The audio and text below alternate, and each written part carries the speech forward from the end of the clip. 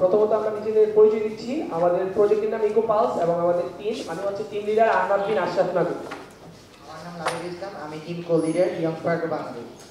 আমার নাম আরিয়ান ইসলাম, আমি হচ্ছি team member young spark Bangladesh. আচ্ছা, আমাদের মালয়েশিয়ার 7th ওয়ার্ল্ড ইনোভেশন কম্পিটিশন 21 তারিখ অনুষ্ঠিত হবে। আমরা সেখানের জন্য আমরা একটি মেগা প্রজেক্ট তৈরি করছি। আমাদের প্রজেক্টের নাম হচ্ছে eco pulse, a mega project for the world. আমাদের প্রজেক্টটি মূলত হচ্ছে, আমরা যে প্রজেক্ট তৈরি করছি সেটার মাধ্যমে মূলত সবকিছুই করা যায়। আমাদের প্রজেক্টে 5টা ইউনিট আছে, অর্থাৎ আমরা ওইখানে 4টি রোবট এবং একটি অ্যাপস নিয়ে যাচ্ছি। আমাদের প্রজেক্টে একটি মার্স রোভার আছে। প্রথমত আমাদের ফার্স্ট ইউনিট, সেখানে হচ্ছে আমরা মার্সে ট্রি প্লান্টেশন নিয়ে কাজ করছি। বর্তমানে আমাদের পৃথিবী বসবাসের অনুপযোগী হয়ে যাচ্ছে।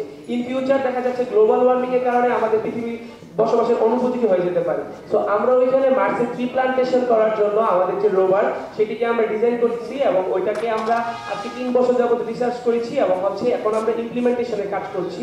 এবং আমাদের রোভারের মাধ্যমে আমরা এই ফার্স্ট কান্ট্রি হব যারা মার্সে সাকসেসফুলি ট্রি প্লান্ট করতে পারবো।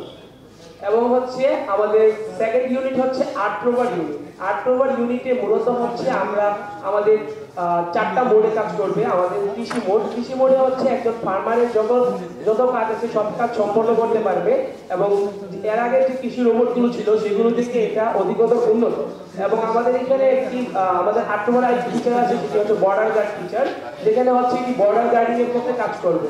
অর্থাৎ যখন আমাদের বর্ডারে অনেক সোলজার শহীদ হয় বা সোলজার অনেক সময় বর্ডার পার দিতে সমস্যা হয়, এই কারণে আমাদের যে রোবটটা আছে সেটা আমাদের যে বোম আছে বোম ডিটেক্ট করতে পারবে এবং পাশাপাশি হচ্ছে তার ক্যামেরার মাধ্যমে, এআই ক্যামেরার মাধ্যমে আমাদের শত্রুপক্ষকে ডিটেক্ট করতে পারবে এবং আমাদের ডাটাবেসে সেটা আপডেট করতে পারবে। এবং পাশাপাশি আমাদের এই রোবটটা ফার্মিং এর ক্ষেত্রে আরো অনন্য ভূমিকা পালন করতে পারবে।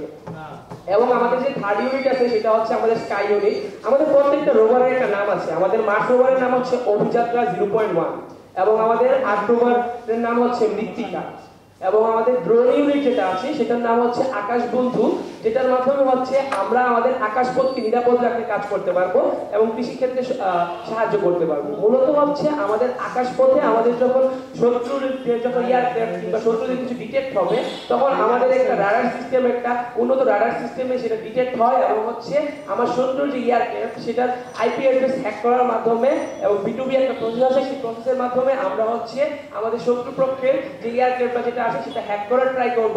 আর যদি ওইটা আমাদের ফেল হয় তাহলে সেক্ষেত্রে আমরা হচ্ছে আমাদের অটোনোমাসলি মিসাইল লঞ্চ করে সেটাকে আমরা ধ্বংস করতে পারবো। এবং হচ্ছে আমাদের যে 4th ইউনিট আছে সেটা হচ্ছে আন্ডার ওয়াটার রোবট, যেটার নাম হচ্ছে ওয়েব রোভার।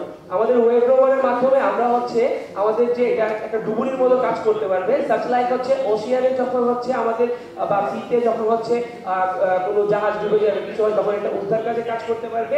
এবং হচ্ছে আমাদের দেখা যায় যে আমাদের আন্ডার ওয়াটারে অনেক বড় বড় পাইপিং এর কাজ চলবে, ইন্ডাস্ট্রিয়ালে অনেক পাইপের কাজ থেকে ওয়াটারের নিচে সেগুলো রিপেয়ারের ক্ষেত্রে আমাদের রোভার কাজ করতে পারে। আমাদের যে আন্ডার ওয়াটার রোবট সেটা কাজ করতে পারে।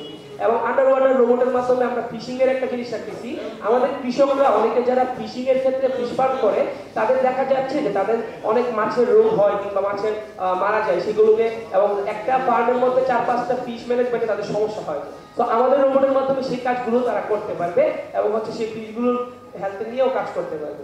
এবং আমাদের 5th ইউনিট যেটা সেটা হচ্ছে আমাদের সব special unit guardian Angel plus, অর্থাৎ সোশ্যাল ইউনিট।